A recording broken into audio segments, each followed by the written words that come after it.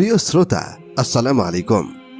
আজ আপনাদের জন্য থাকছে হযরত আদম আলাইহিস সালামের পূর্ণাঙ্গ জীবনী। আশা করছি আমাদের এই পুরো আয়োজনে আমাদের সাথেই থাকবেন। রাসূল সাল্লাল্লাহু আলাইহি ওয়াসাল্লাম বলেন, তোমাদের দিনগুলোর মধ্যে সর্বাপেক্ষা উত্তম দিন হল জুমার দিন। এই দিনেই আদম আলাইহিস সালামকে সৃষ্টি করা হয়েছে। এই দিনেই তার মৃত্যু হয়েছে এবং এই দিনেই কিয়ামত সংঘটিত হবে। বিশ্ব ইতিহাসে প্রথম মানুষ ও প্রথম নবী হিসেবে আল্লাহ তাআলা আদম আলাইহিস সালামকে নিজ দু হাত দ্বারা সরাসরি সৃষ্টি করেন। মাটির সকল উপাদানের সার নির্যাস একত্রিত করে আঠালো ও পোড়া মাটির ন্যায় শুষ্ক মাটির তৈরি সুন্দরতম অবয়বে রূপ দিয়ে আল্লাহ তাআলা আদমকে সৃষ্টি করেছেন। অতঃপর আদম আলাইহিস সালামের পাঁজর থেকে তার স্ত্রী হাওয়া আলাইহিস সালামকে সৃষ্টি করেন। আর এ কারণেই স্ত্রী জাতি স্বভাবগতভাবেই পুরুষ জাতির অনুগামী ও পরস্পরের প্রতি আকৃষ্ট। অতঃপর স্বামী স্ত্রীর মধ্যে যুগ যুগ ধরে একই নিয়মে মানব বংশবৃদ্ধির ধারা অব্যাহত রয়েছে। কুরআনুল কারিমে বর্ণনা অনুযায়ী প্রথম দিন থেকেই মানুষ পূর্ণ চেতনা ও জ্ঞান সম্পন্ন সভ্য মানুষ হিসেবেই যাত্রা আরম্ভ করেছে এবং আজও সেভাবেই তা অব্যাহত রয়েছে। অতএব গুহা মানব, বন্য মানব, আদিম মানব ইত্যাদি বলে অশুভ যুগ থেকে সভ্য যুগে মানুষের উত্তরণ ঘটেছে বলে কিছু কিছু ঐতিহাসিক যেসব কথা শুনিয়ে থাকেন তা কল্পনা ব্যতীত কিছুই নয়। সূচনা থেকে এ যাবৎ পর্যন্ত দীর্ঘ পথ পরিক্রমায় মানুষ কখনোই মানুষ ব্যতীত অন্য কিছু ছিল না। মানুষ বানর বা উল্লুকের পরিবর্তিত রূপ বলে ঊনবিংশ শতাব্দীতে এসে চার্লস ডারউইন যে বিবর্তনবাদ পেশ করেছেন তা বর্তমানে একটি মৃত মতবাদ মাত্র এবং তা প্রায় সকল বিজ্ঞানী কর্তৃক প্রত্যাখ্যাত হয়েছে। প্রথম মানুষ আদিপিতা হযরত আদম আলাইহিস সালামকে আল্লাহ তাআলা সর্ববিষয় জ্ঞান ও যোগ্যতা দান করেন এবং বিশ্বে আল্লাহর খেলাফতের পরিচালনার মর্যাদায় অভিষিক্ত করেন। সাথে সাথে সকল সৃষ্ট বস্তুকে করে দেন মানুষের অনুগত, সবকিছুরই উপরে দেন মানুষের শ্রেষ্ঠত্ব। আর সে কারণেই জিন ফেরেশতা সবাইকে মানুষের মর্যাদার প্রতি সম্মান প্রদর্শনের জন্য আদমকে সিজদা করার আদেশ দেন। সবাই সেই নির্দেশ মেনে নিয়েছিল, কিন্তু ইবলিশ অহংকার করে বসে। সে নির্দেশ অমান্য করায় চিরকালের মতো অভিশপ্ত হয়ে যায়। অথচ সে ছিল বড় ইবাদতগুজার। সে কারণেই জিন জাতি হওয়া সত্ত্বেও ফেরেশতাদের সঙ্গে বসবাস করার অনুমতি পেয়েছিল এবং তাদের নেতা হয়েছিল। কিন্তু আদমের উচ্চ মর্যাদা দেখে সে ঈর্ষান্বিত হয়ে পড়ে। ফলে অহংকারের বশে আদমকে সিজদা না করায় এবং আল্লাহ ভীতি না থাকায় সে আল্লাহর গজবে পতিত হয়। আদম আলাইহিস সালামের সৃষ্টির মূল উপাদান হল মাটি, তাই তাকে আদম বলা হয়। পক্ষান্তরে হাওয়া আলাইহিস সালামের মূল হলেন আদম আলাইহিস সালাম, যিনি তখন জীবন্ত ব্যক্তি, তাই তাকে হাওয়া বলা হয়, যা হাই বা জীবন্ত থেকে উৎপন্ন।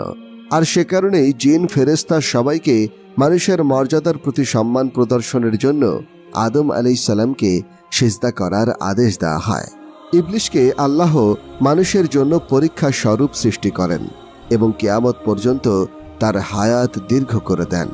মানুষকে আল্লাহর পথ থেকে বিচ্যুত করার জন্য ও তাকে ধোঁকা দেওয়াই শয়তানের একমাত্র কাজ। সে মানুষকে বলে কুফরি করো, কিন্তু যখন সে কুফরি করে তখন শয়তান বলে আমি তোমার থেকে মুক্ত, আমি বিশ্বপ্রভু আল্লাহকে ভয় করি। অন্যদিকে যুগে যুগে নবী রাসূল ও কিতাব পাঠিয়ে আল্লাহ সুবহানাহু ওয়া তাআলা মানুষকে সত্যের পথ প্রদর্শনের ব্যবস্থা অব্যাহত রাখেন। আদম আলাইহিস সালাম থেকে শুরু করে শেষ নবী হযরত মুহাম্মদ সাল্লাল্লাহু আলাইহি ওয়াসাল্লাম পর্যন্ত বহু পয়গম্বর দুনিয়াতে এসেছেন এবং বর্তমানে সর্বশেষ ঐশী গ্রন্থ পবিত্র কুরআনের ধারক ও বাহক মুসলিম ওলামায়ে কেরামের শেষ নবী ওয়ারিস হিসেবে শেষ নবীর ওয়ারিস হিসেবে আল্লাহ প্রেরিত ওহির বিধানসমূহ বিশ্বব্যাপী পৌঁছে দেওয়ার দায়িত্ব পালন করে যাচ্ছেন। পৃথিবীর চূড়ান্ত ধ্বংস তথা কিয়ামতের অব্যাহতির কাল পূর্ব পর্যন্ত এ নিয়ম জারি থাকবে। শেষ নবীর ভবিষ্যৎবাণী অনুযায়ী পৃথিবীর এমন কোনো বস্তি ও ঝুপড়ি ঘরও বাকি থাকবে না যেখানে আল্লাহ ইসলামের বাণী পৌঁছে দেবেন না। এতদ সত্ত্বেও অবশেষে পৃথিবীতে যখন আল্লাহ বলার মতো কোনো লোক থাকবে না, অর্থাৎ প্রকৃত তাওহীদের অনুসারী কোনো মুমিন বাকি থাকবে না, তখন আল্লাহর হুকুমে প্রলয় ঘনিয়ে আসবে এবং কিয়ামত সংঘটিত হবে। মানুষের দেহগুলো সব মৃত্যুর পরে মাটিতে মিশে যাবে, কিন্তু রূহগুলো স্ব ভালো বা মন্দ আমল অনুযায়ী ইল্লিন অথবা সিজ্জিনে অবস্থান করবে, যা কিয়ামতের পরপরই আল্লাহর হুকুমে স্ব দেহে পুনঃপ্রবেশ করবে এবং চূড়ান্ত হিসাব নিকাশের জন্য সকল মানুষ সশরীরে সৃষ্টিকর্তা আল্লাহর দরবারে উপস্থিত হবে। উল্লেখ্য যে আদম আলাইহিস সালাম সম্পর্কে পবিত্র কুরআনের 10টি সূরায় 50টি আয়াতে বর্ণিত হয়েছে।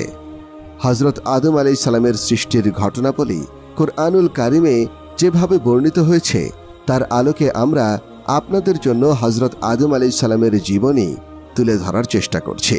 আশা করছি আমাদের সাথেই থাকবেন।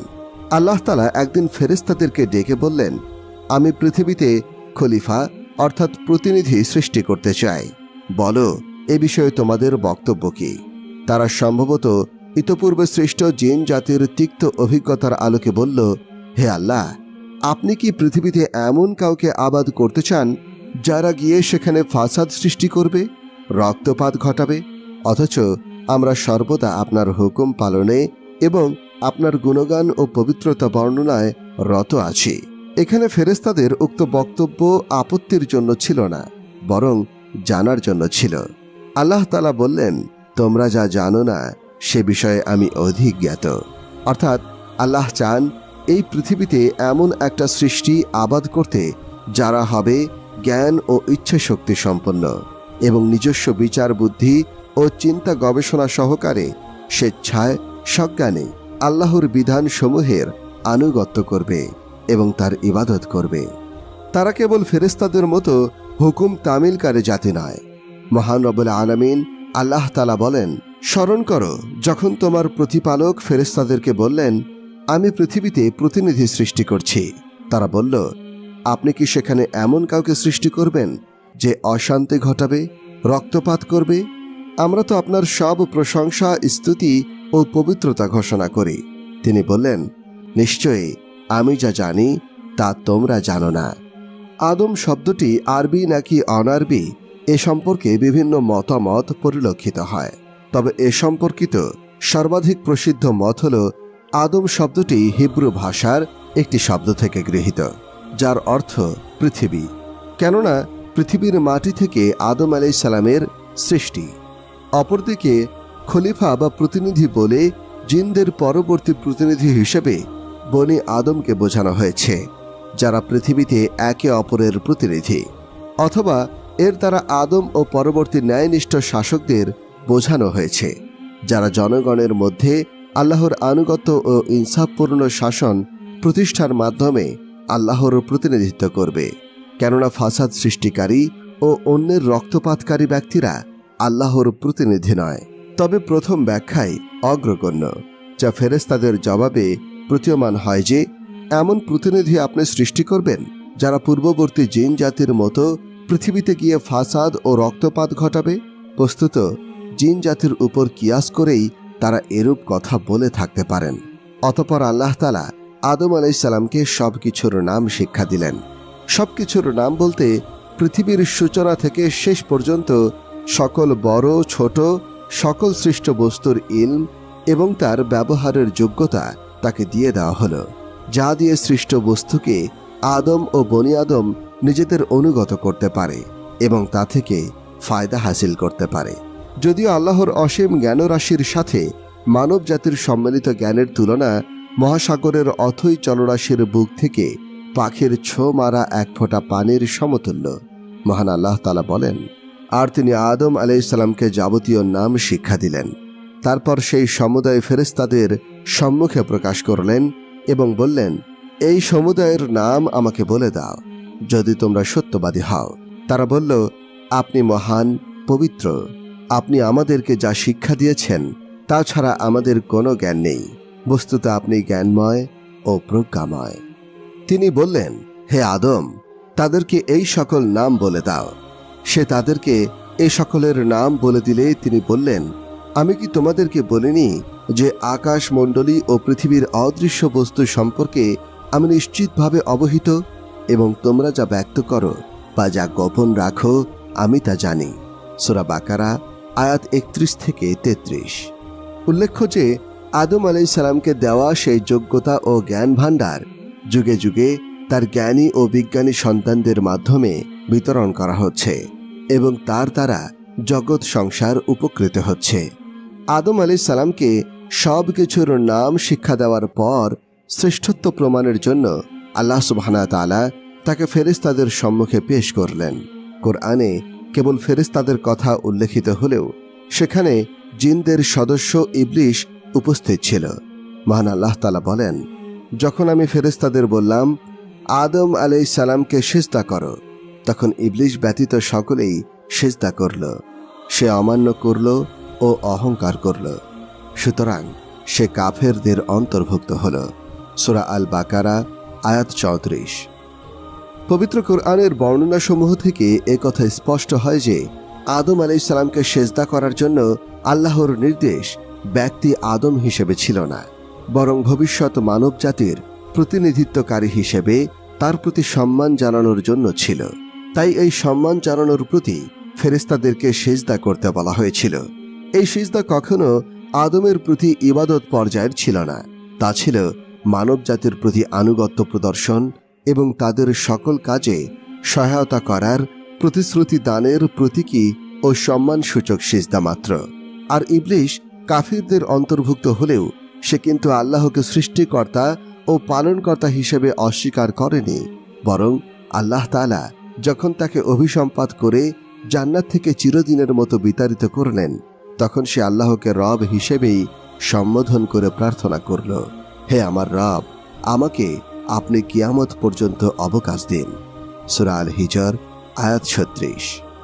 আল্লাহ তাআলা আদম আলাইহিস সালামকে সমস্ত সৃষ্টিকুলের উপর শ্রেষ্ঠত্ব, সম্মান ও মর্যাদা দান করেছেন। যেমন প্রথম মানুষ যাকে আল্লাহ তাআলা নিজ হাতে সৃষ্টি করেছেন। তিরমিজি আস-সুনান হাদিস নম্বর 2358। 2, আল্লাহ তাআলা তার মধ্যে নিজের রূহ থেকে প্রাণ সঞ্চার করেছেন। আল্লাহ সুবহানাহু ওয়া তাআলা বলেন, এবং তার মধ্যে আমার রূহ থেকে ফুঁকে দেব। সূরা আল হিজর আয়াত 29। 3, তিনি হচ্ছেন প্রথম মানুষ যাকে ফেরেশতারা আল্লাহর নির্দেশে সিজদা করেছেন। আল্লাহ তাআলা বলেন, যখন আমি ফেরেশতাদেরকে বললাম তোমরা আদমকে সিজদা করো, তখন ইবলিশ ব্যতীত সবাই সিজদা করল। সূরা আল বাকারা আয়াত 34। 4, আল্লাহ তাআলা তাকে জান্নাতে বসবাস করার সুযোগ দেন এবং তার থেকে হাওয়াকে সৃষ্টি করেছেন।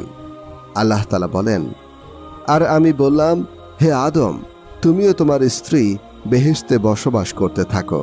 সূরা আল বাকারা আয়াত 35। 5, আল্লাহ তাআলা তাকে সকল কিছুর নাম শিক্ষা দিয়েছেন। এ ব্যাপারে আল্লাহ তাআলা বলেন, আর তিনি শেখালেন আদমকে সব কিছুর নাম। সূরা আল বাকারা আয়াত 31। 6, তিনি পৃথিবীতে বসবাসকারী প্রথম মানব। আল্লাহ তাআলা বলেন, আর আমি বললাম তোমরা নেমে যাও, তোমরা একে অপরের শত্রু। সূরা আল বাকারা আয়াত 36। 7, দুনিয়ার সর্বপ্রথম তাওবাকারী। আল্লাহ সুবহানাহু ওয়া তাআলা বলেন, তারপর আদম তার পালনকর্তার কাছ থেকে কিছু বাণী শিখে নিল। আল্লাহ তাআলা তার প্রতি ক্ষমা পরবেশ হলেন। সূরা আল বাকারা আয়াত 37। পৃথিবীর প্রথম নারী ও আদম আলাইহিস সালামের স্ত্রীর নাম হল হাওয়া আলাইহিস সালাম। আদম আলাইহিস সালাম নিজেই তার স্ত্রীকে হাওয়া নামে নামকরণ করেছেন। বাইবেলে হাওয়াকে হবা এবং ইংরেজি ভাষায় হাওয়াকে ইভ বলে সম্বোধন করা হয়েছে। আল্লাহ তাআলা পৃথিবী সৃষ্টি করার পর আদম আলাইহিস সালামকে সৃষ্টি করেন, অতঃপর তার থেকে তার সঙ্গিনী সৃষ্টি করেছেন। আল্লাহ সুবহানাহু ওয়া তাআলা বলেন, তিনি তোমাদেরকে সৃষ্টি করেছেন একই ব্যক্তি থেকে, তারপর তা থেকেই তার জোড়া সৃষ্টি করেছেন। সূরা আজ-জুমার আয়াত 6। উপরোক্ত বর্ণনা দ্বারা প্রতীয়মান হয় যে আদম আলাইহিস সালাম থেকেই তার স্ত্রী হাওয়া আলাইহিস সালামকে সৃষ্টি করা হয়েছে। হাদিসের এক বর্ণনায় এসেছে, আব্দুল্লাহ ইবনে আব্বাস রাদিয়াল্লাহু আনহু হতে বর্ণিত, তিনি বলেন, আদম আলাইহিস সালামকে সৃষ্টির পর তিনি ঘুমিয়ে পড়েন। এবং তার বাম পাঁজর হতে হাড় নিয়ে সেই স্থানটি গোস্তপূর্ণ করা হলো। তখন আদম নিদ্রিত ছিলেন। বছরে উক্ত হাড় দ্বারা তার স্ত্রী হাওয়াকে সৃষ্টি করা হলো। ইবনে কাসির আল বিদায়া ওয়ান নিহায়া প্রথম খণ্ড পৃষ্ঠা 133। আব্দুল্লাহ ইবনে মাসউদ রাদিয়াল্লাহু আনহু হতে বর্ণিত, তিনি বলেন, আদম জান্নাতে অবস্থান করলেন এবং সেখানে ইচ্ছামতো চলাচল করতে লাগলেন। সেখানে তার কোনো স্ত্রী ছিল না যা দ্বারা তিনি শান্তি লাভ করতে পারেন। অতঃপর তিনি সেখানে ঘুমিয়ে পড়েন এবং যখন জাগ্রত হন তখন তার মাথার কাছে একজন নারীকে বসা দেখেন, যাকে আল্লাহ সুবহানাহু ওয়া তাআলা সৃষ্টি করেছেন তার পাঁজরের হাড় থেকে। জারকানি মুহাম্মদ ইবনে আব্দুল বাকি শারহুজ জারকানি তৃতীয় খণ্ড পৃষ্ঠা 292। হাদিসের এ বর্ণনা থেকে প্রতীয়মান হয় আদম আলাইহিস সালামের বেহেশতে ঘুমন্ত অবস্থায় হাওয়া আলাইহিস সালামকে সৃষ্টি করা হয়েছে। এ মতের সাথে একমত পোষণ করে ইবনে কাসির রাহমাতুল্লাহ আলাইহি বলেন, আদম আলাইহিস সালামের বেহেশত প্রবেশের পর হাওয়া আলাইহিস সালামকে সৃষ্টি করা হয়েছে। ইবনে কাসির তাফসিরুল কুরআনিল আজিম প্রথম খণ্ড পৃষ্ঠা 80, ইবনে কাসির আল বিদায়া ওয়ান নিহায়া প্রথম খণ্ড পৃষ্ঠা 133। আল্লাহ তাআলা আদি মানব হযরত আদম আলাইহিস সালামের কায়া তৈরির জন্য দুনিয়ার কতিপয় নির্দিষ্ট জায়গা থেকে মাটি আনবার জন্য ফেরেশতা জিবরাইল আলাইহিস সালামকে আদেশ করলেন। তিনি দুনিয়ায় এসে যথাস্থানে গমন করে মাটি নেওয়ার জন্য জমিনে হাত রাখলেন, কিন্তু জমিন তাতে অসম্মত হয়ে জিবরাইল আলাইহিস সালামকে আল্লাহর কসম দিয়ে বললেন, জিবরাইল, আল্লাহর কসম, তুমি আমার দেহ থেকে মাটি নিও না। আল্লাহর কসম দিয়ে নিষেধ করায় ফেরেশতা জিবরাইল আলাইহিস সালাম মাটি না নিয়ে আল্লাহর কাছে ফিরে এসে বললেন, হে মাবুদ, আপনি আমাকে মাটি আনতে আদেশ করেছেন, কিন্তু মাটি আপনার নামের কসম দিয়ে নিষেধ করায় আমি মাটি আনতে পারলাম না। জিনও আল্লাহর সৃষ্ট একটি স্বতন্ত্র জাতি। এই জাতির সৃষ্টি সম্বন্ধে মানব সমাজে পূর্ব ধারণা অনুপস্থিত। সাধারণ মানুষের বসতির ন্যায় জিন জাতি আমাদের দৃষ্টিগোচর হয় না, কিন্তু জিন জাতীয় মানুষের ন্যায় আল্লাহর এক স্বতন্ত্র সৃষ্টি এবং মানুষের মতোই শরীয়তের বিধানে বিধিবদ্ধ। তাদের মধ্যে বংশবৃদ্ধির প্রথাও প্রচলিত রয়েছে। তাদের মধ্যে পুণ্যবান ও গুনাহগার রয়েছে। কুরআনুল কারিমে উক্ত আয়াতগুলো সে তথ্যের প্রকাশক। আর আমি জিন ও মানুষকে কেবল আমার ইবাদতের জন্যই সৃষ্টি করেছি। সূরা জারিয়াত আয়াত 56। জিবরাইলের মাটি আনতে অক্ষমতার কথা শুনে আল্লাহ সুবহানাহু ওয়া তাআলা ফেরেশতা মিকাইল আলাইহিস সালামকে মাটি আনবার জন্য পাঠিয়ে দিলেন। তিনি দুনিয়ায় আগমন করে জমিনকে বললেন, জমিন, তুমি আমাকে সামান্য মাটি দাও, আমি আল্লাহর নির্দেশে মাটি নিতে এসেছি। মিকাইলের কথা শুনে জমিন বলল, হে মিকাইল, যে আল্লাহ তোমাকে মাটি নেওয়ার জন্য পাঠিয়েছেন, আমি তার কসম খেয়ে বলছি, তুমি মাটি নিও না।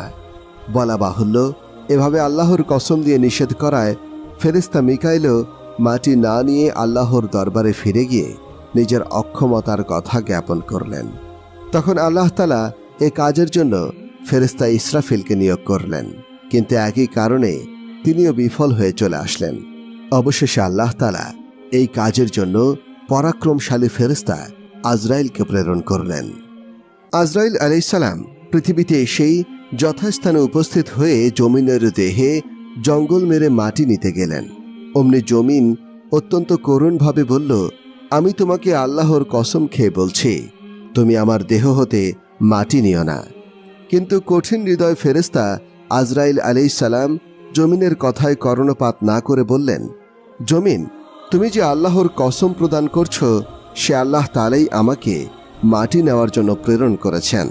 কাজেই তোমার কথায় আমি আল্লাহর আদেশ পালনে বিরত হতে পারি না। এই বলে তিনি জমিনের দেহ হতে মাটি নিয়ে আল্লাহর দরবারে পেশ করলেন। আল্লাহ তাআলা ফের আজরাইলের বুদ্ধিমত্তা ও যোগ্যতা দেখে অত্যন্ত খুশি হলেন এবং বললেন, আজরাইল, আজ তুমি মানব জাতির সৃষ্টি লগ্নে যেভাবে নিজের যোগ্যতা প্রমাণ দিলে, প্রাণীকুলের ধ্বংস তথা মৃত্যুর কাজও তুমি একইভাবে নিজের যোগ্যতা ও সক্ষমতার প্রমাণ দিতে পারবে, তাতে সন্দেহ নেই। অতএব আমি এখনই সে কাজটি তোমার জন্য নির্দিষ্ট করে রেখে দিলাম। সকল প্রাণীর, বিশেষত মানব জাতির প্রত্যেকের জান কবজ তোমাকেই করতে হবে। আল্লাহ তাআলার এই বাণী শুনে ফেরেশতা আজরাইল একেবারে উদ্বিগ্ন হয়ে পড়লেন এবং অত্যন্ত কাকুমিনতি সহকারে বলতে লাগলেন, হে মাবুদ, আমি আপনার যে কোনো আদেশ পালন করতে রাজি আছি, তবে আপনি এই কঠিন আদেশ পালন হতে আমাকে মুক্তি দান করুন। কেননা এই আদেশ পালন করতে গেলে দুনিয়ার সকল প্রাণী আমার উপর এই বলে অভিশাপ দিতে থাকবে যে নিষ্ঠুর আজরাইল আমার অমুক আত্মীয়ের প্রাণ হরণ করেছে। সে অভিশাপ আমি কিছুতেই সহ্য করতে পারবো না। আজরাইলের কথা শুনে আল্লাহ তাআলা বললেন, হে আজরাইল, এ বিষয়ে তোমার কোনো রকম চিন্তা করতে হবে না। কেননা এ ব্যাপারে আমি এমন এক কৌশল অবলম্বন করব যাতে কেউই তোমার নাম উল্লেখ করবে না এবং তোমার উপরে কোনো অভিশাপও দেবে না। প্রত্যেকের মৃত্যুর পূর্বে আমি কোনো না কোনো রোগ ব্যাধি কিংবা যে কোনো বালা মুসিবত নাজিল করব। তখন সকলেই এগুলোকে মৃত্যুর কারণ হিসেবে মনে করবে। ভুলেও কেউ এ কথা বলবে না যে তুমি তাদের মৃত্যু ঘটিয়েছ। অতএব তোমার চিন্তার কোনো কারণ নেই। আল্লাহ তাআলা পৃথিবীতে নতুন প্রতিনিধি প্রেরণ করবেন এ কথা জানতে পেরে ইবলিশ খুবই ভাবনায় পড়ল। সে মনে মনে গভীরভাবে চিন্তা করতে লাগল, বর্তমানে আমি তো দুনিয়ায় একচ্ছত্র প্রতিনিধি বা খলিফা এবং সকল জীব ও ফেরেশতাদের নেতা। তবে আল্লাহ তাআলা কি নতুন প্রতিনিধি সৃষ্টি করে আমার একচ্ছত্র আধিপত্য শেষ করতে চান? যদি তার এই ইচ্ছা হয়ে থাকে তবে এখন হতেই আমাকে সংকটজনক অবস্থার মোকাবেলা করার জন্য প্রস্তুতি গ্রহণ করতে হবে এবং আমার তদ্রূপ শক্তি সঞ্চয় করাও কর্তব্য। আর যখন ফেরেশতাদেরকে বললাম আদমকে সেজদা করো, তখনই ইবলিশ ব্যতীত সকলেই সেজদা করল। সে অমান্য করল এবং অহংকার করল, সুতরাং সে কাফিরদের অন্তর্ভুক্ত হল।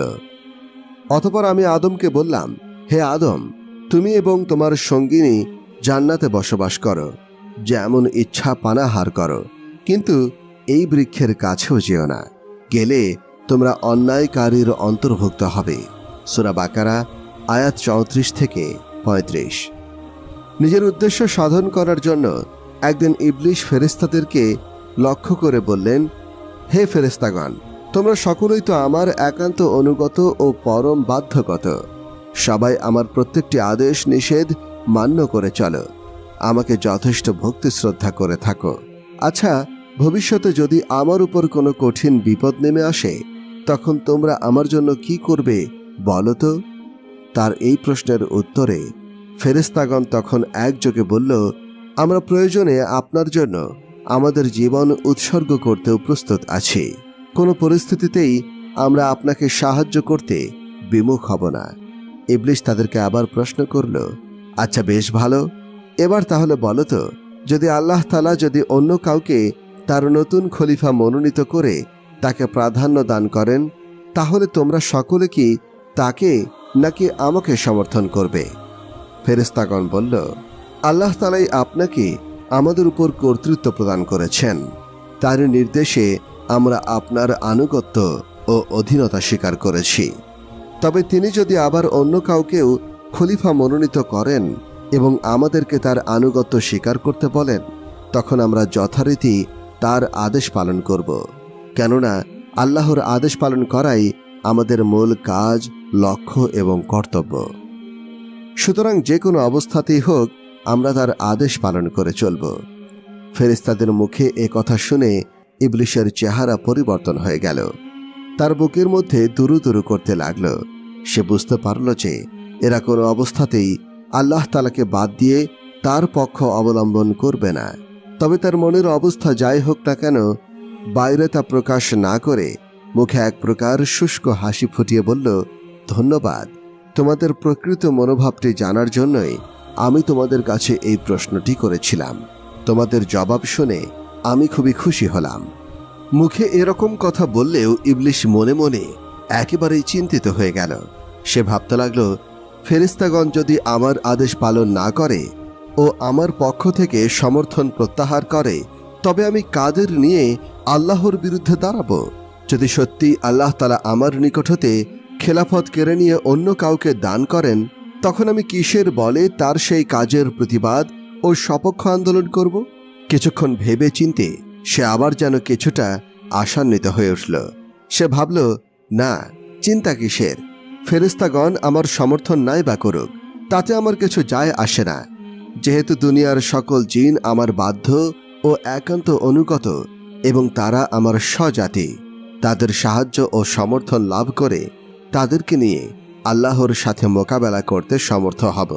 এদিকে আল্লাহ তাআলা ফেরেশতাগণকে আদেশ দিলেন, তোমরা আদমকে সর্বশ্রেষ্ঠ বেহেশত জান্নাতুল ফেরদাউসে বসবাস করার ব্যবস্থা করে দাও।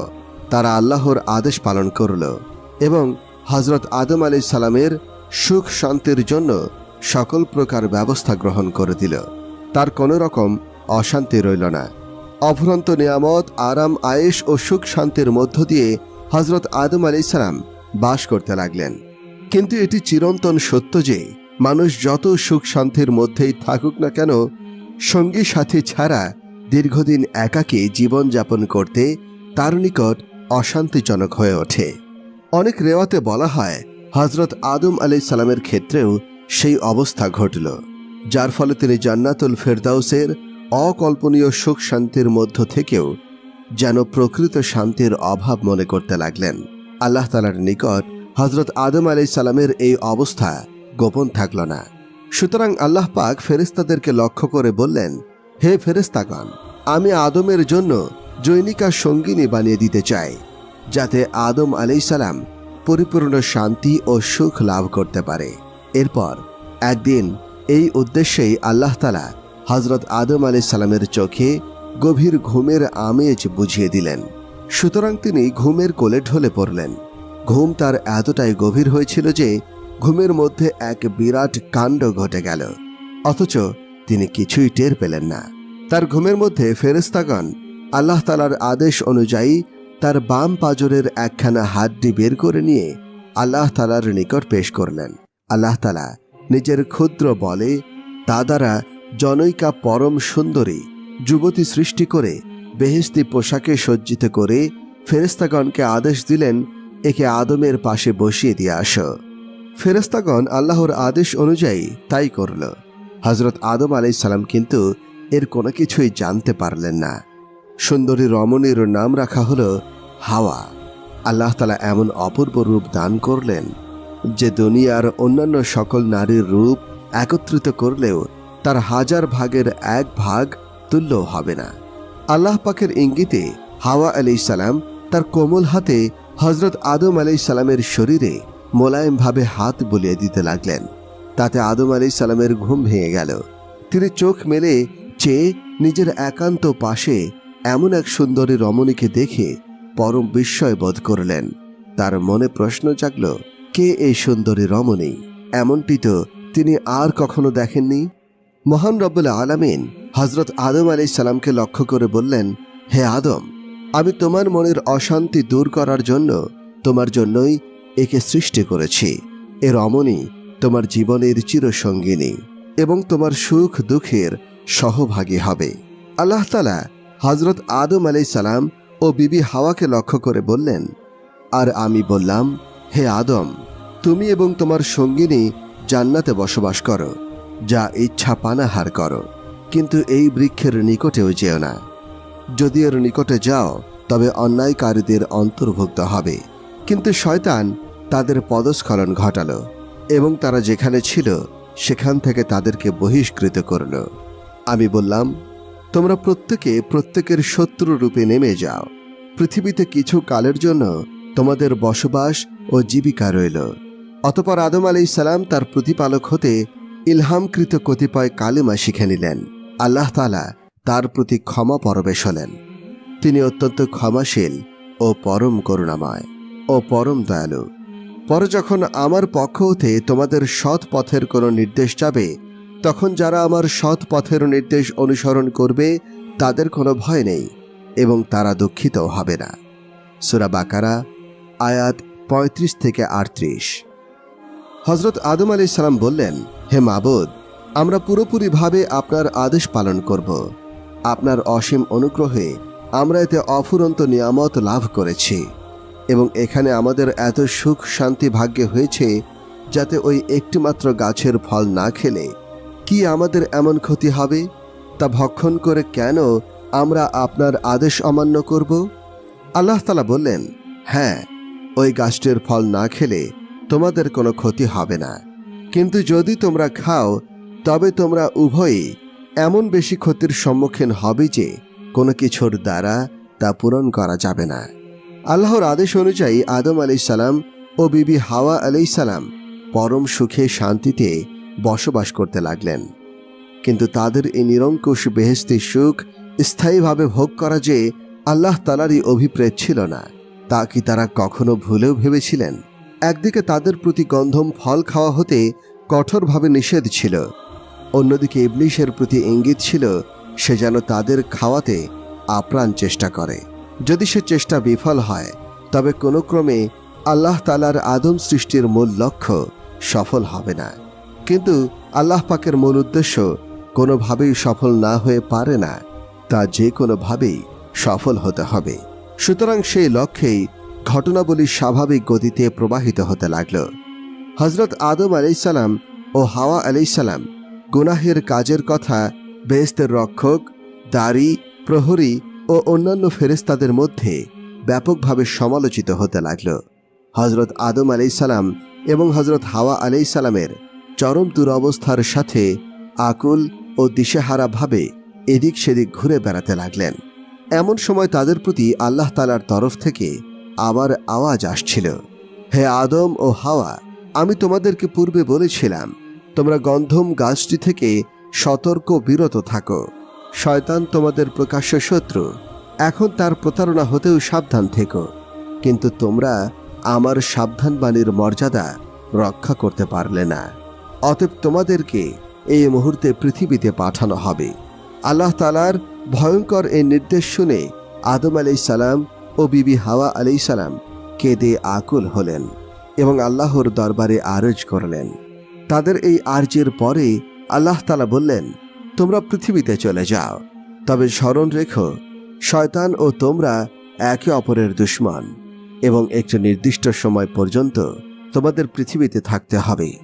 অতঃপর ফেরেশতাদের নির্দেশ করলেন, তোমরা আদম ও হাওয়াকে দুনিয়ার জমিনে নামিয়ে দাও। সঙ্গে সঙ্গে তারা আল্লাহর আদেশ পালন করল। হযরত আদম আলাইহিসসালামকে তারা সিংহল দ্বীপ নামক জায়গায় নামিয়ে দিল। হযরত হাওয়া আলাইহিসসালামকে নামিয়ে দিল জেদ্দা নামক শহরে। হযরত আদম আলাইহিসসালাম ও বিবি হাওয়ার গন্ধম খাওয়ার ব্যাপারে মূল ভূমিকা ইবলীসের হলেও ময়ূর ও সাপের এক্ষেত্রে ভূমিকা ছিল। ইবলীসকে তারা দুজনে সাহায্য করেছিল। সুতরাং আল্লাহ তাআলা ময়ূরকে লক্ষ্য করে বললেন, হে ময়ূর, তোমার অপরাধ খুবই গুরুতর না হলেও তুমি একেবারে নির্দোষ নও।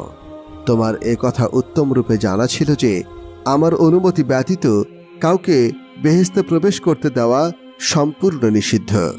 তথাপি তুমি জৈনিক অপরিচিত ব্যক্তিকে বেহেশতে প্রবেশ করতে সাহায্য করেছ। সুতরাং এ কারণে তোমাকে কিছু শাস্তি গ্রহণ করতে হবে, যথা তোমার জায়গা আর বেহেশতের মধ্যে হবে না। তোমার দেহের অতুলনীয় সৌন্দর্য অনেক পরিমাণে কম করা হবে। তোমার 600 ডানার মধ্যে মাত্র 2টি ডানা রেখে বাকি সকল ডানা উপড়ে ফেলা হবে। তোমার 2 পায়ের সৌন্দর্য সর্বাধিক, কিন্তু তা বিনষ্ট করে তা কুৎসিত করে দেওয়া হবে। এরপর আল্লাহ তাআলার আদেশে ফেরেশতাগণ ময়ূরকে বেহেশত থেকে বের করে পৃথিবীতে সিস্তান এলাকায় বানান্তর কাবুলে নিক্ষেপ করা হলো। ময়ূরকে শাস্তি দেওয়ার পর আল্লাহ সাপকে নির্দেশ করে বললেন, হে সাপ, আমার সৃষ্ট প্রাণীকুলের মধ্যে তোমাকে সর্বাধিক সৌন্দর্য দান করা হয়েছিল। তাছাড়া তোমাকে আমি বেহেশতে রেখেছিলাম, কিন্তু তোমার প্রতি আমার এই অবদানের অমর্যাদা করে তুমি আমার আদেশ অমান্য করলে। আমার অনুমতি ছাড়া তুমি জনৈক অপরিচিত ব্যক্তিকে বেহেশতে প্রবেশ করিয়ে দিলে। তোমার অনেক বড় অপরাধ। এই অপরাধের ফলস্বরূপ এখন তোমাকে কতিপয় শাস্তি ভোগ করতে হবে, যথা এই মুহূর্তে সৌন্দর্য বিনষ্ট করে তোমাকে কুৎসিত আকৃতি বিশিষ্ট করা হবে। পায়ের সাহায্যে তুমি ইবলীসকে বেহেশতে প্রবেশ করিয়েছিলে, তার কারণে তোমার পদযুগল সম্পূর্ণরূপে নিশ্চিহ্ন করা হবে। মুখের ভিতরে করে তুমি ইবলিশকে বেহেশতে নিয়ে গিয়েছিলে, সেজন্য তোমার মুখের সুগন্ধির বিনিময়ে সেখানে মারাত্মক বিষ রেখে দেওয়া হবে।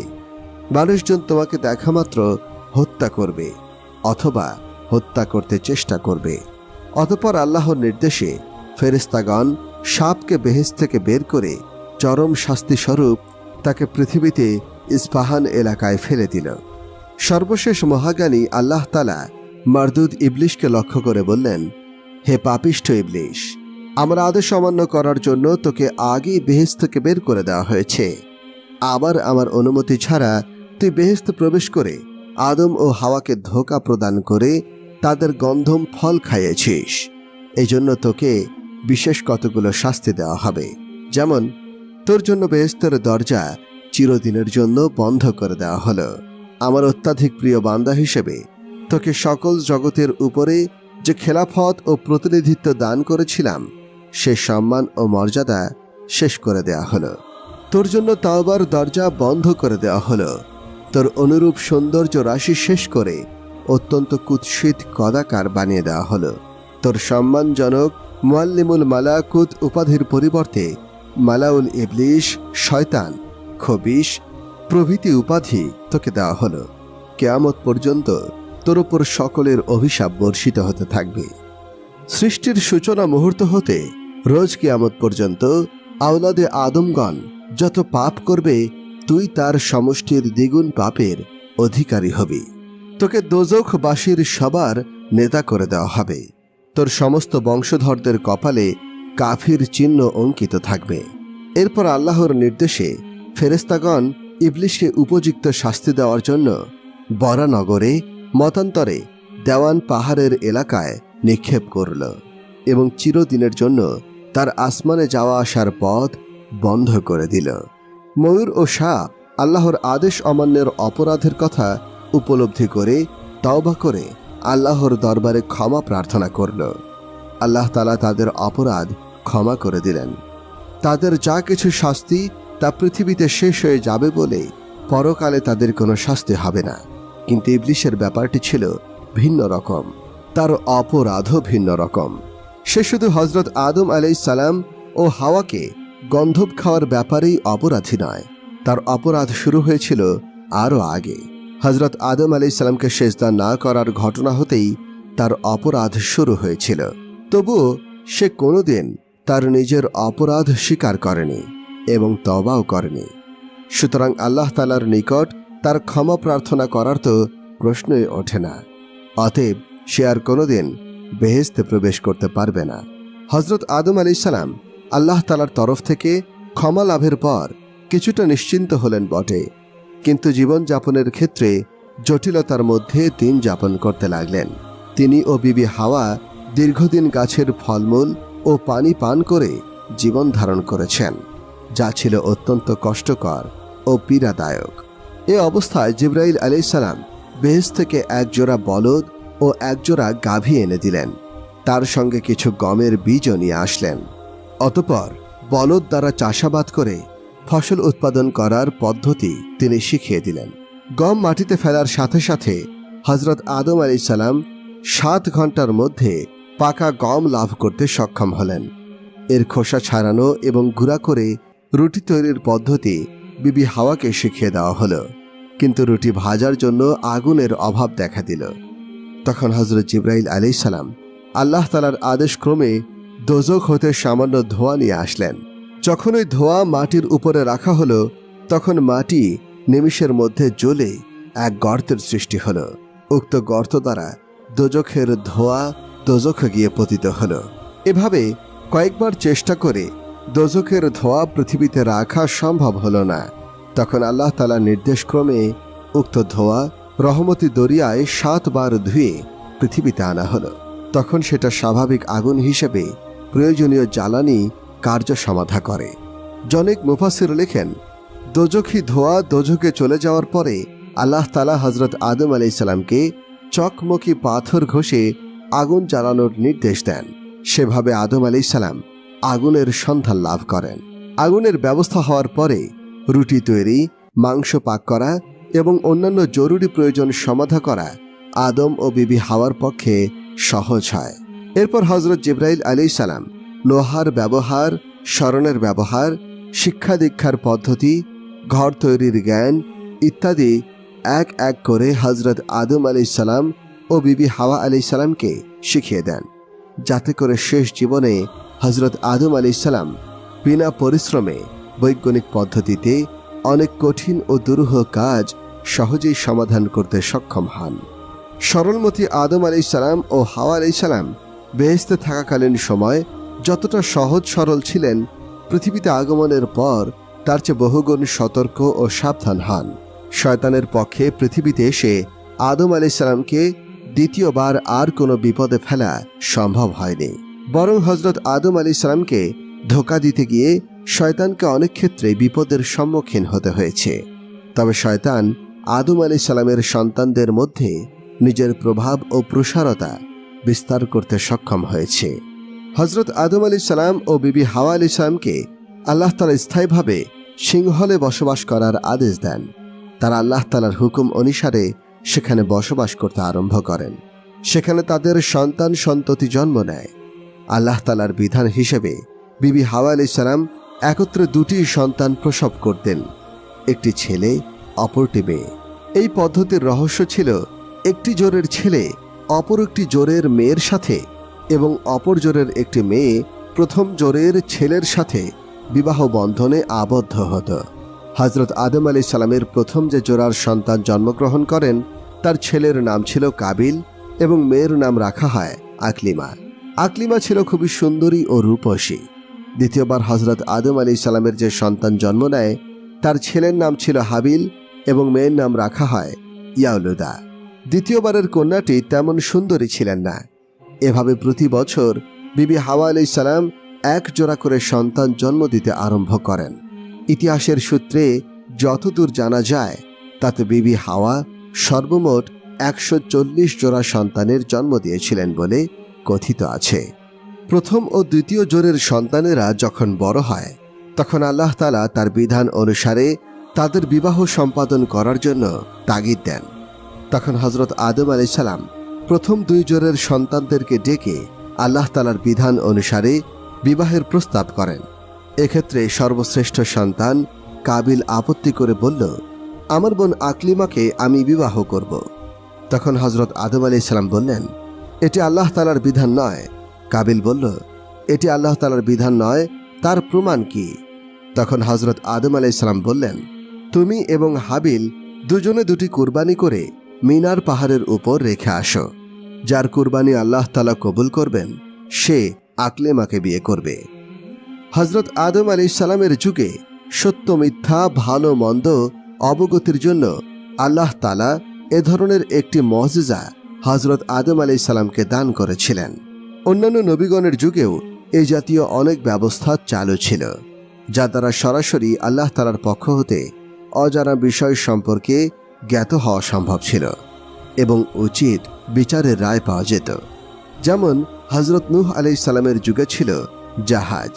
জাহাজের উপর হাত রাখলে যদি জাহাজ স্থির থাকত তবে বোঝা যেত সে সত্যবাদী, আর যদি নড়ে উঠত তবে বোঝা যেত সে মিথ্যাবাদী। হজরত দাউদ আলাইহিস সালামের যুগে ছিল লোহার শিকলের ব্যবস্থা। এটি আসমানে ঝুলন্ত থাকত। বিবাদমান ব্যক্তিদের মধ্যে যে শিকল ধরত সে যদি সত্যবাদী হতো তাহলে শিকল তার হাত জড়িয়ে ধরত, আর যদি মিথ্যাবাদী হতো তাহলে শিকল তাকে ধরত না। হজরত সুলাইমান আলাইহিস সালামের যুগে ছিল গর্তের বিচার। বিবাদমান ব্যক্তিদের মধ্যে যার পা গর্তে আটকে যেত সে ছিল অন্যায়কারী, আর যার পা গর্তে আটকাত না সে ছিল সত্যবাদী। হজরত জাকারিয়া আলাইহিস সালামের যুগে ছিল কলমের বিচার। এভাবেই অধিকাংশ নবীর যুগে সত্য মিথ্যা যাচাইয়ের এক একটি খোদাই ব্যবস্থা ছিল। হজরত মুহাম্মদ সাল্লাল্লাহু আলাইহি ওয়াসাল্লামের যুগে আল্লাহ তাআলা এসব ব্যবস্থা বাতিল করে দুজন সাক্ষীর জবানবন্দির উপর সত্য মিথ্যার প্রমাণ নির্ভর করে দিলেন। এটি ছিল শেষ নবীর উম্মতকে সম্মানিত করে দেখবার একটি পদ্ধতি মাত্র। হজরত আদম আলাইহিস সালামের নির্দেশ অনুসারে তার দুই পুত্র হাবিল ও কাবিল দুটি মেষ জবাই করে মিনার এক পাহাড়ের উপরে রেখে আসলো।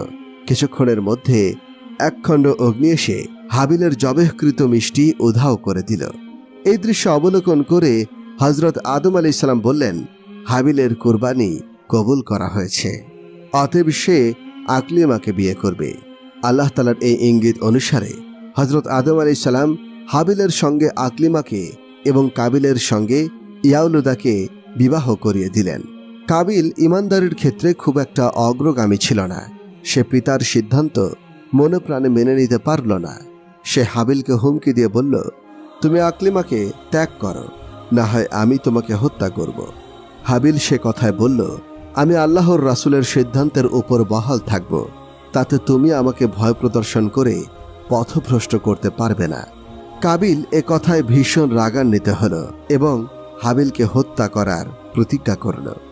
একদিন হযরত আদম আলাইহিস সালাম ও হাওয়া আলাইহিস সালাম কাবা ঘর জিয়ারত করার জন্য মক্কা শরীফ চলে গেলেন। এদিকে কাবিল এই সময়টাতে তার দুরভিসন্ধি চরিতার্থ উপযোগী সময় মনে করে হাবিলের পেছনে পেছনে ঘুরে বেড়াতে লাগল। কাবিলের চিন্তা কার্যকর করার ক্ষেত্রে একটা প্রতিবন্ধকতা দেখা দিল। সেটা হলো কি উপায় তাকে হত্যা করবে তা সে স্থির করতে পারছিল না। এ সময় শয়তান দীর্ঘদিন পর হযরত আদম আলাইহিস সালামের সন্তানদের ক্ষেত্রে একটু কাজ করার সুযোগ পেয়ে অত্যন্ত আনন্দিত হল। সে কাবিলের সম্মুখে একজন পথচারী হিসেবে উপস্থিত হল। সে দেখল পথচারীর সম্মুখ দিয়ে একটি সাপ অতিক্রম করছিল। এই সময় পথচারী একটি ভারী পাথর এনে সাপের মাথায় আঘাত করল।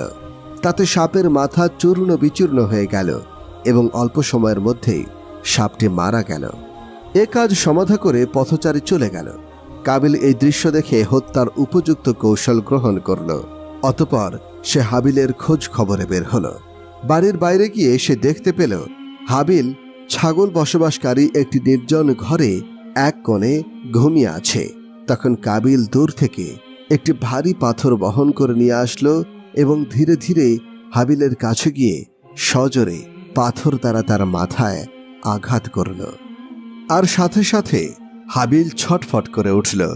তখন কাবিল পাথরটি উঠিয়ে পুনরায় তার মাথায় আঘাত করল। এবার সে নিস্তেজ হয়ে গেল। হাবিল মৃত্যুবরণ করল। প্রাথমিক কাজ সমাধা করে সে দ্বিতীয়বার আরেকটি সমস্যার সম্মুখীন হল। হাবিলকে হত্যা করা হয়েছে, এখন তার লাশটি কি করা যাবে? যদি এভাবে রাস্তার পাশে লাশটি পড়ে থাকে তাহলে তার অন্যান্য ভাইয়েরা হত্যার রহস্য উদ্ঘাটন করে ফেলবে। কাবিল এ বিষয় নিয়েও খুবই দুশ্চিন্তাগ্রস্ত হল।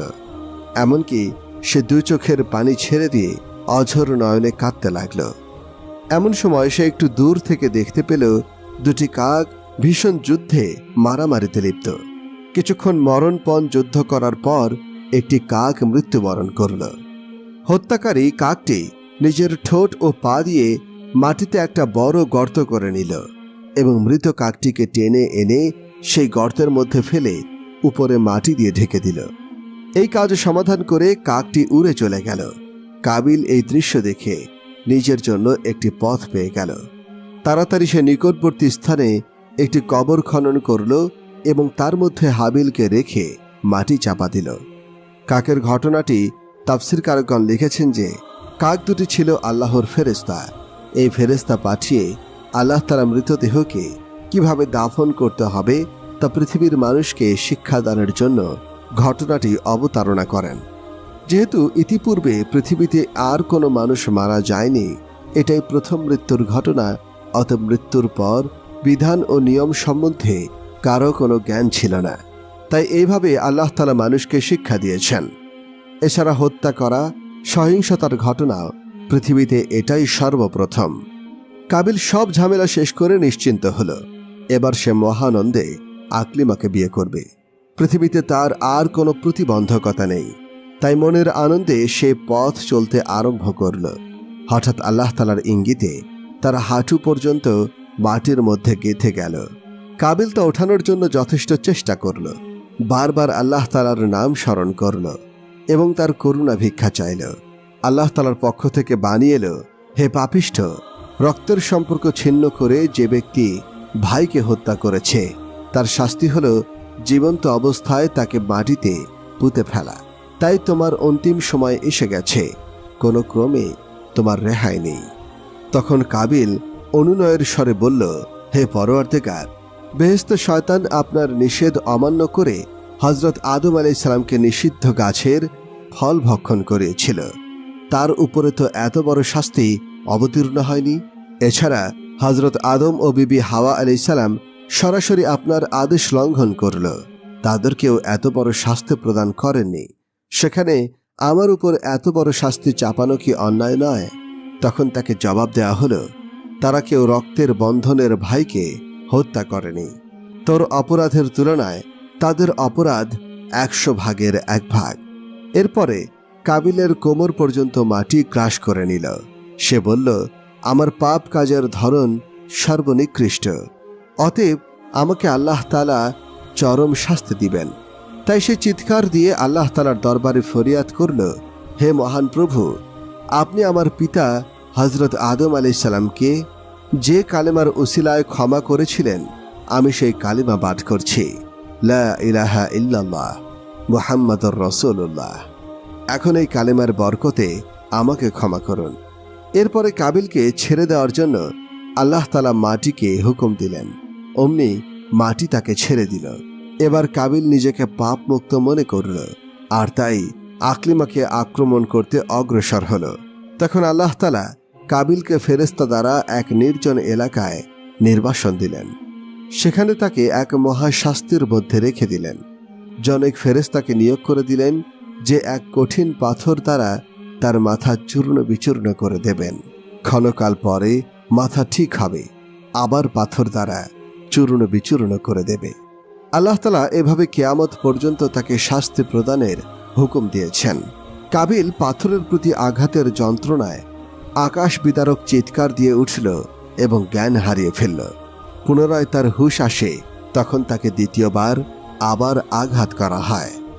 হযরত আদম আলাইহিস সালাম হজ সমাধা করে দেশে এসে হাবিলকে দেখতে পেলেন না। তখন হযরত আদম আলাইহিস সালাম ও হাওয়া আলাইহিস সালাম উভয়ের মন খুবই অস্থির হয়ে উঠল। কারণ হাবিল ছিল পিতামাতার অত্যন্ত প্রিয়।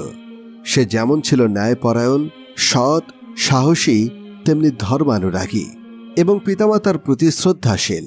তাই পিতামাতা তাকে না পেয়ে খুবই অস্থির হয়ে গেলেন।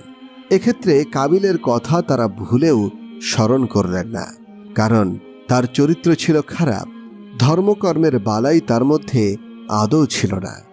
এজন্য পিতা মাতা কখনো তাকে সহ্য করত না, সর্বদা তার থেকে দূরে থাকা নিরাপদ মনে করতেন।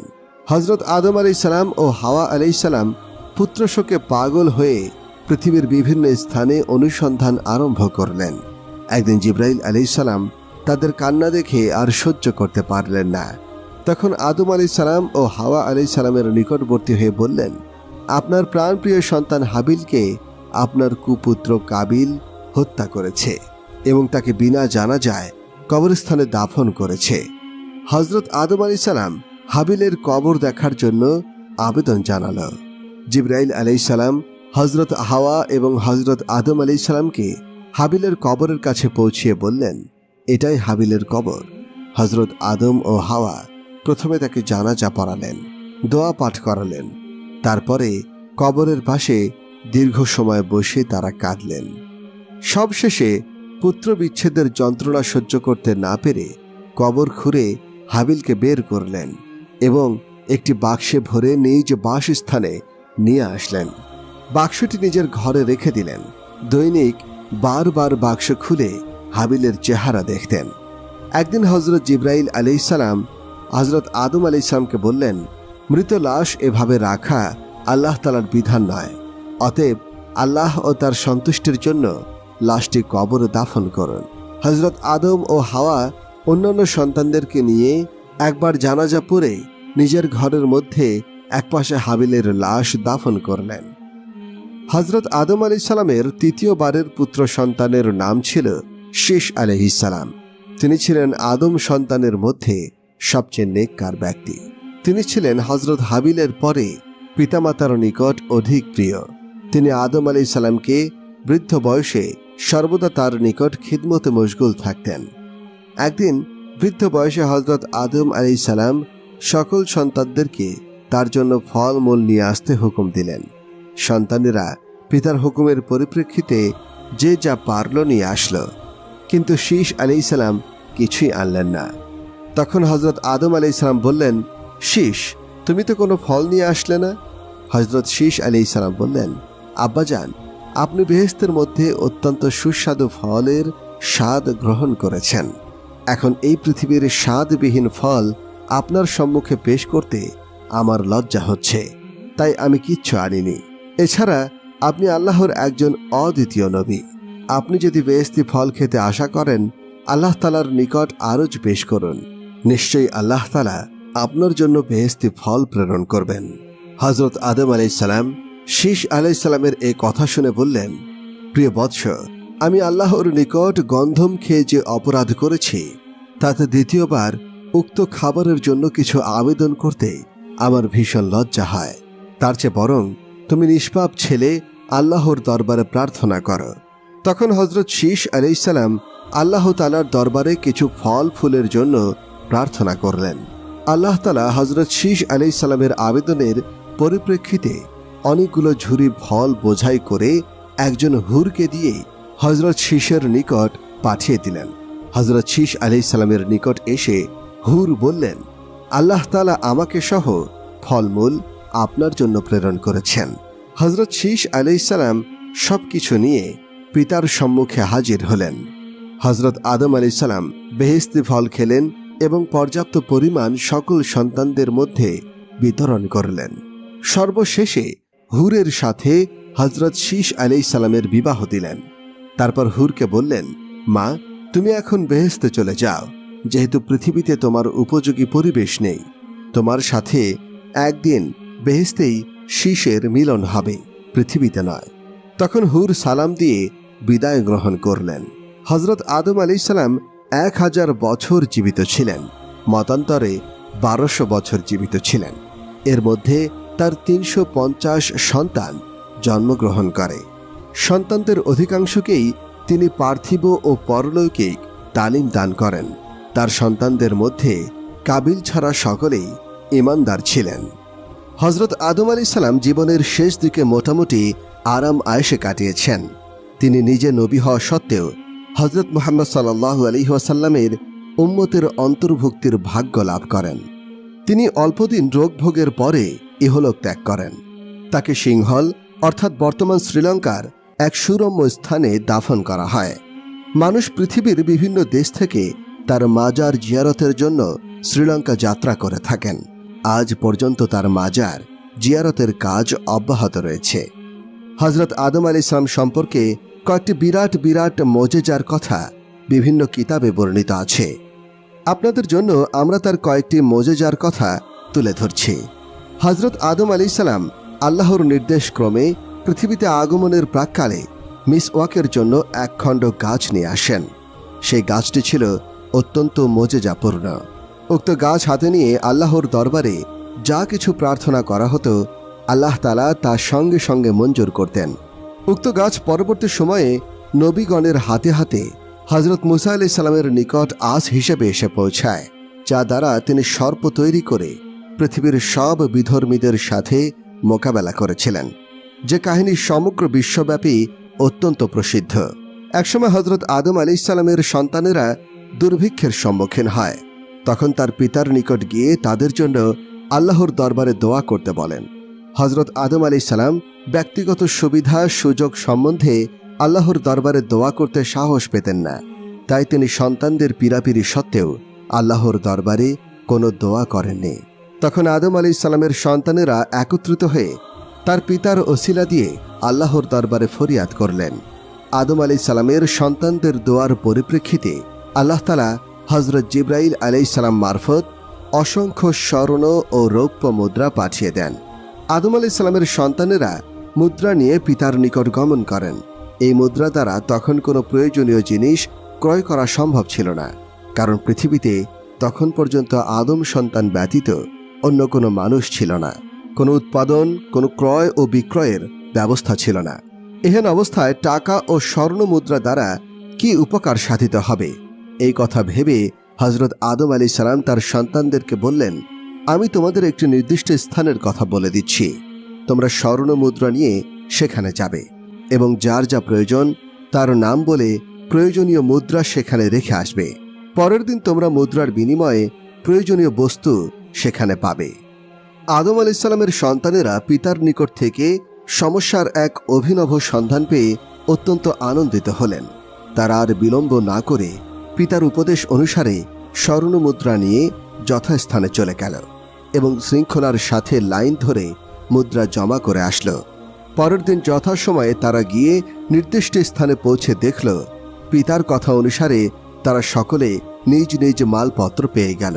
তখন আহলাদে আদম আলাইহিসসালাম আল্লাহ তাআলার দরবারে শুকরিয়া আদায় করেন। কথিত আছে হযরত আদম আলাইহিসসালাম যখন পৃথিবীতে অবতরণ করেন তখন যে স্থানে তিনি প্রথম পা রাখেন সেখানের মাটিগুলো টকবক করে ফুটে ওঠে এবং ঘুরতে থাকে। এই দৃশ্য দেখে শয়তান ভাবল এই মাটি দ্বারা বিরাট উদ্দেশ্য সাধন হয়ে যাবে। তখন সেখান থেকে এক মুষ্টি মাটি নিয়ে গভীর সমুদ্রের মাঝে এক পর্বতের উপরে রেখে দেয়। বাকি ঘূর্ণায়মান মাটি একটি গর্তের আকার ধারণ করে ভূগর্ভে চলে যায়। ভূগর্ভে চলে যাওয়া এ মাটি হতে নাকি পৃথিবীর খনিজ দ্রব্যের সৃষ্টি হয়। এ যাবৎ শতাধিক রকমের খনিজ দ্রব্য মানুষের কল্যাণে ব্যবহৃত হচ্ছে।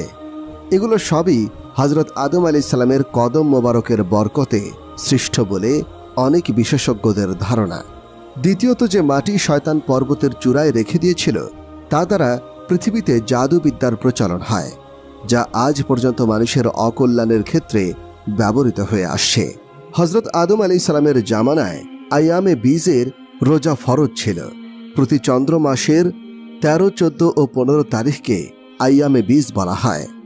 হযরত শীশ আলাইহিসসালাম এর নবুয়ত লাভের পরে আইয়ামে বীজের রোজার ইফতারি হযরত আদম আলাইহিসসালাম ও তার সন্তানদের জন্য ফেরেশতা মারফত বেহেশত থেকে আল্লাহ তাআলা প্রেরণ করতেন। এটি ছিল নূরে মুহাম্মদের বরকত। একদা হযরত শীশ আলাইহিসসালাম যখন দেখলেন তার পিতা আদম আলাইহিসসালাম অতি সাধারণভাবে সন্তানদেরকে নিয়ে ইফতার করেন, যা সংগ্রহ করাও ছিল খুবই কষ্টকর, তখন তিনি আল্লাহ তাআলার নিকট ফরিয়াদ করে বললেন, হে পরম করুণাময়, তোমার নিকট খাদ্য, সম্পদ, অর্থ কোনো কিছুরই অভাব নেই। এমন অবস্থা নূরে মুহাম্মাদি বহনকারী ব্যক্তিত্ব হযরত আদম আলাইহিসসালাম খাদ্যের অভাবে যথেষ্ট দূর অবস্থায় কাটাচ্ছে। এ ব্যাপারে তোমার রহমত কামনা করি।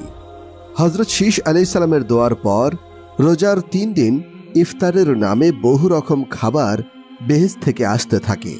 সে খাদ্য ছিল এত পর্যাপ্ত যা 10 দিন যাবৎ সকলে খাবার পরেও উদ্বৃত্ত থাকত। হযরত আদম আলাইহিসসালাম শেষ বয়সে আল্লাহ তাআলার পক্ষ থেকে আরও অনেক দান অনুদান লাভ করেছেন, যার সংখ্যা নির্ণয় করা কঠিন।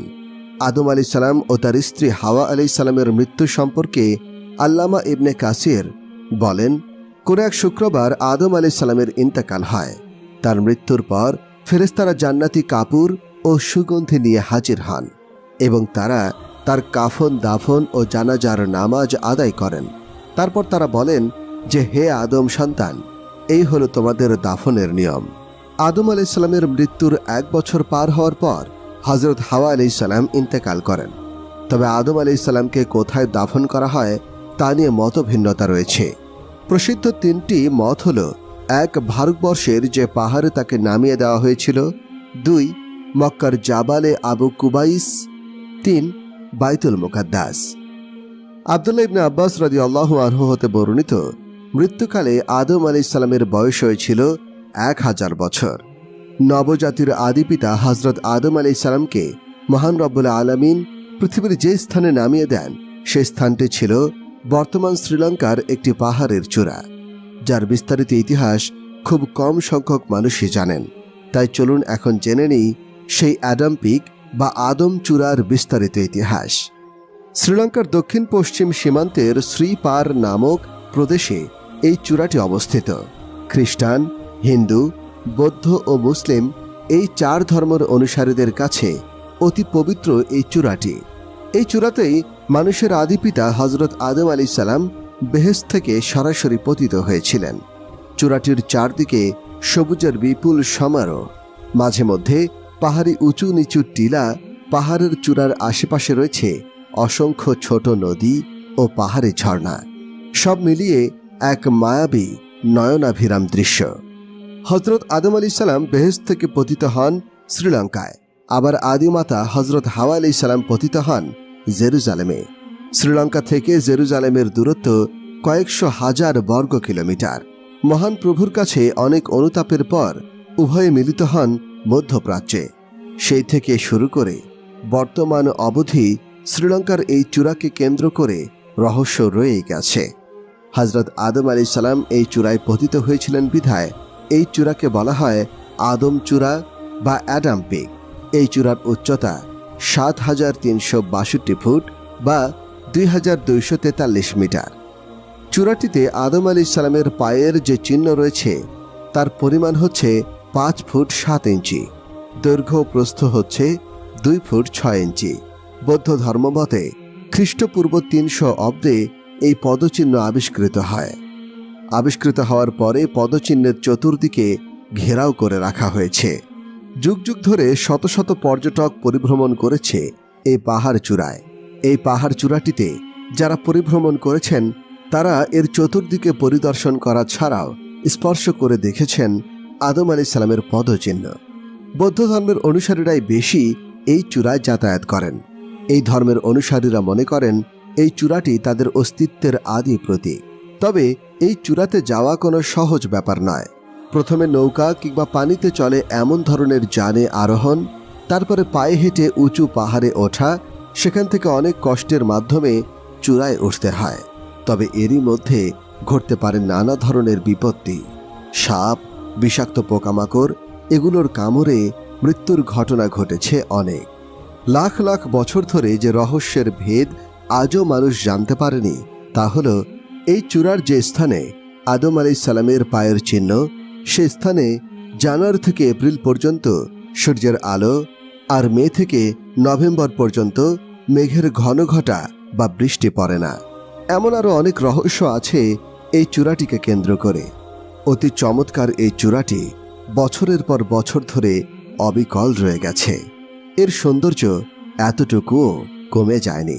এই কারণে চূড়াটি বিশ্বের মানুষের কাছে পবিত্র বলে পরিচিত।